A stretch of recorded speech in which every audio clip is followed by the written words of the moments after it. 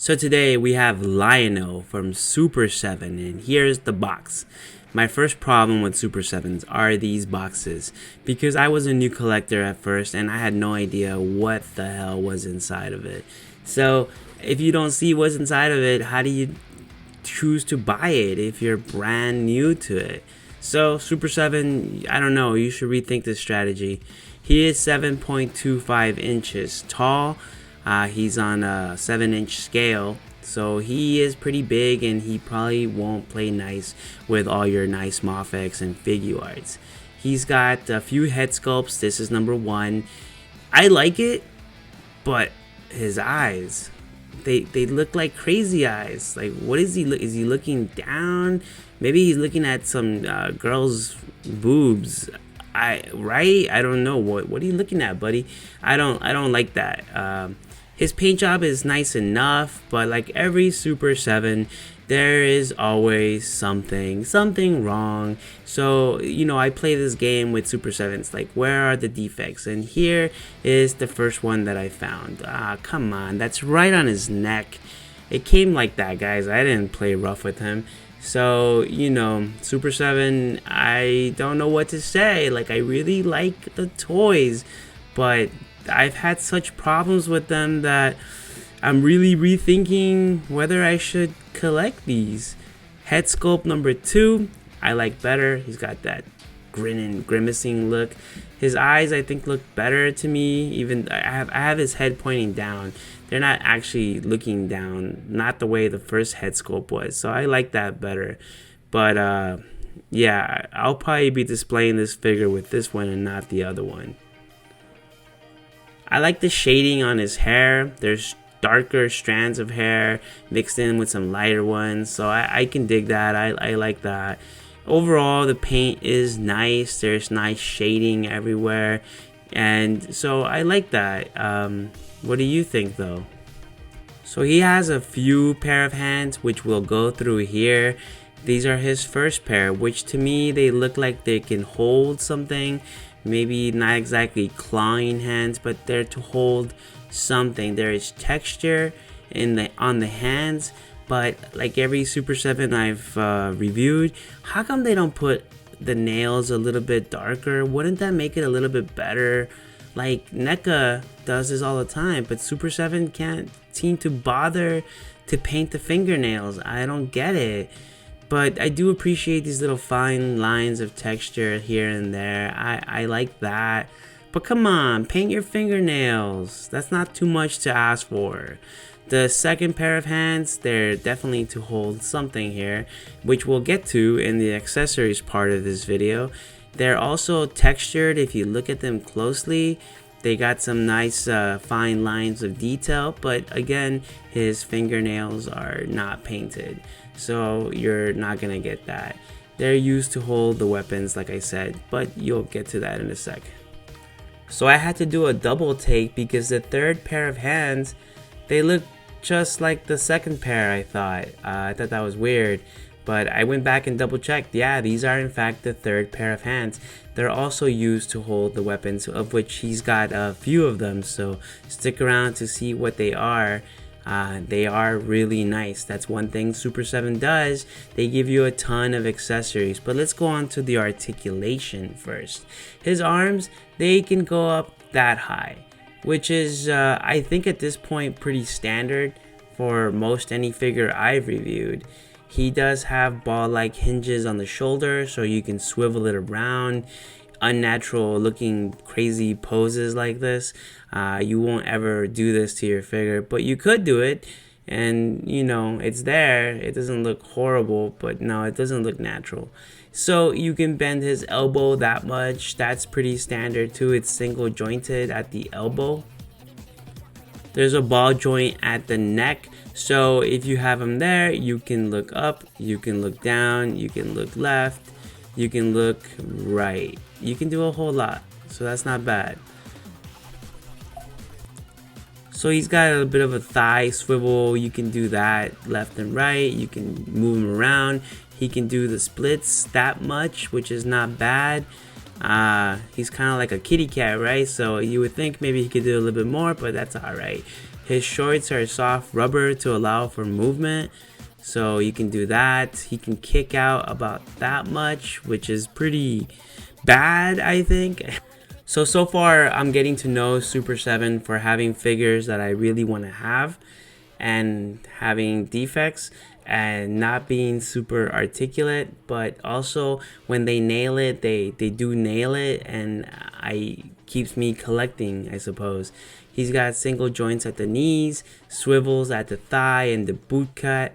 Angles can rock side to side and front and back, so you can move his ankle and his leg any which way your little heart desires, and it'll be fine.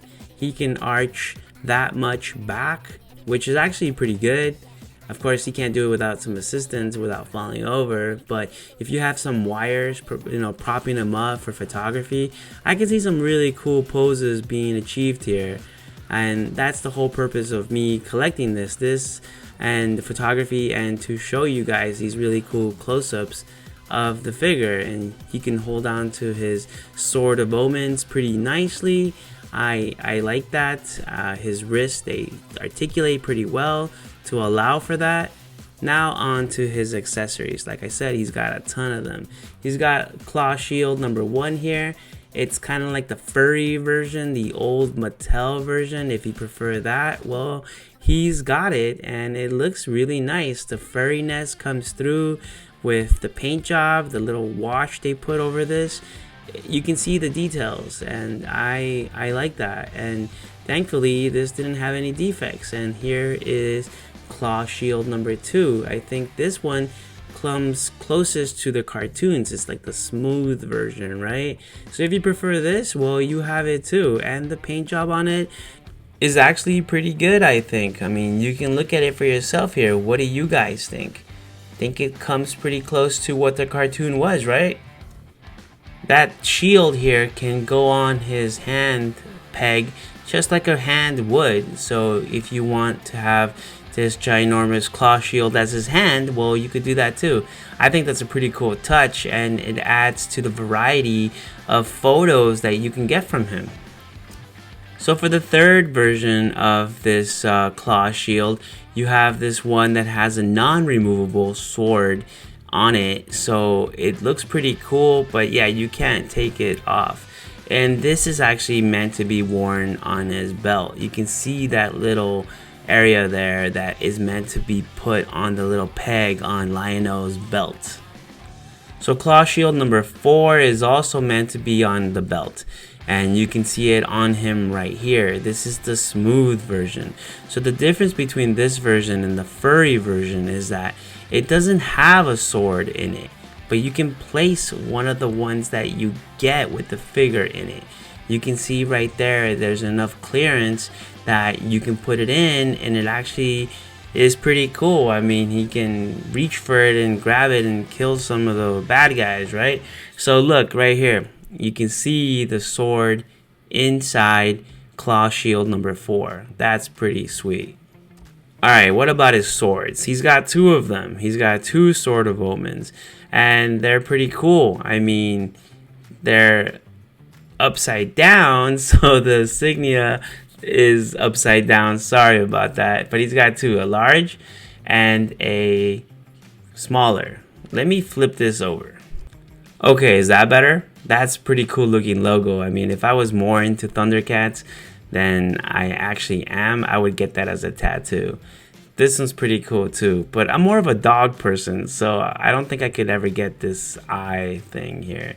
But okay, the Book of Omens, it doesn't open. It's a cool little accessory. I don't know what else I would have asked for, but yeah, this is cool. I can take it.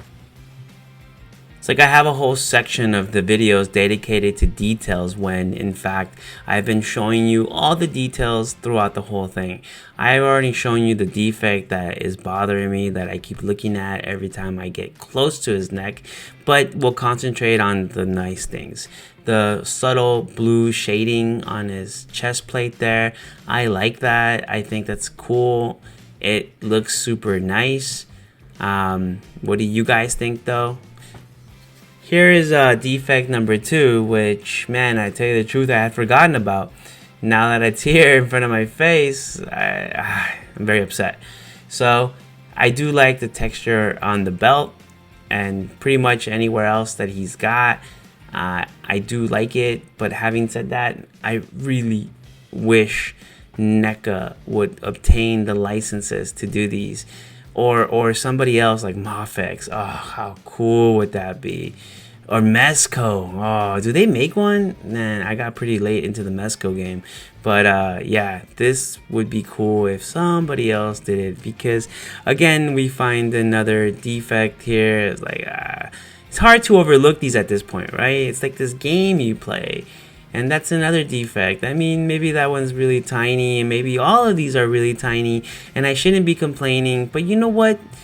For the money you pay for these, they shouldn't be like this. Am I wrong? I mean, am I being petty? Should Super 7 be held accountable and give us a refund or something? I can't tell you the problems I've had. Look, little story time here. I bought a Leonardo Samurai Super 7 from Best Buy. It was broken, the neck peg. I returned it to Best Buy. I exchanged it. I got home, I opened it, but it was already opened. The tape was already tampered with. And that was my first clue, because as soon as I opened them, he was broken. I went back to Best Buy and they got me a replacement, but then somehow still charged me 39 cents extra. And rather than fighting with the cashier, I was like, you know what? Just whatever, dude. Here's your 39 cents. Give me my figure. I don't know why they would charge me 39 cents when in fact I got two defective toys and they were both broken. So that was weird, right? Look, more defects. These are a little bit smaller. Maybe they shouldn't bother me, but it's all adding up at this point. These videos, they mean a lot to me because I like these toys. I love these toys. It's kind of like this rush when I get a toy and I get a lot of them and then I find one on sale. Man, I can't describe it, but I'm sure you guys know what I'm talking about. So if you want to support me, I would really appreciate it. All you have to do is click on the like button and subscribe. I mean, you don't have to join any group and pay me anything every month. That would be cool if you want to pay me though. But no, just know that I am recording all this and this takes time, and I really hope you enjoy it. So please let me know what you guys think and what I can do to improve. Thank you. Oh wait, I forgot to tell you where to buy them. Not Entertainment Earth, because, well, you can get this version of him. They don't even have the other version, so I would skip that. Amazon is not the winner this time around. 61 bucks. So I wouldn't get him from Amazon. They're not always the winner. Toys in the box though, they always seem to come through. $44.99. That's not bad. Get them from there. And then there's Big Bad Toy Store. 50 bucks. Not too far off, but Toys in the Box is still better.